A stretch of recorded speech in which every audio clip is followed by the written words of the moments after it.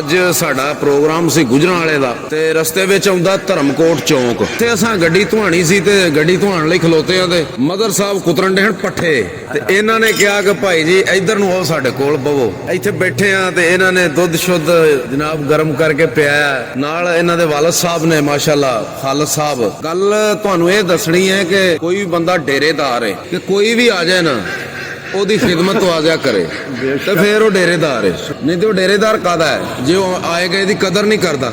ਤੇ ਮੀਆਂ ਸਾਹਿਬ ਇੱਥੇ ਇੱਕ ਸ਼ੇਰ ਲਿਖਿਆ ਕਿ ਜਿਹੜੀ ਮਹਿੰਦੀ ਉਹ ਰੰਗ ਨਾ ਦੇਵੇ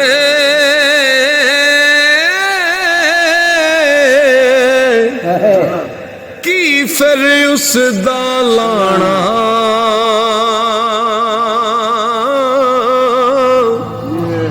ਜਿੱਥੇ ਗਿਆ ਦੀ ਕਦਰ ਨਾ ਹੋਵੇ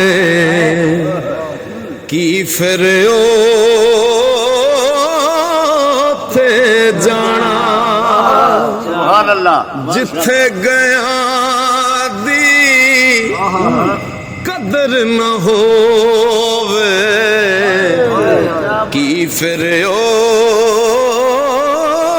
ਉੱਥੇ ਜਾਣਾ।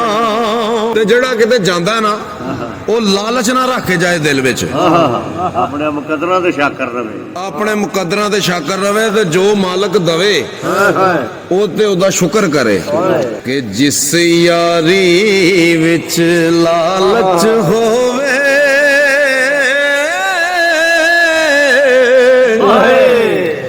ਉਹ ਜਿਸ ਯਾਰੀ ਵਿੱਚ ਲਾਲਚ ਹੋਵੇ ਉਹ ਤੋੜ ਕਦੇ ਨਾ ਚੜਦੀ ਚਾਦਰ ਲੀਰੋ ਲੀਰ ਮੁਹੰਮਦ ਤੇ ਕੰਡਿਆਂ ਨਾਲ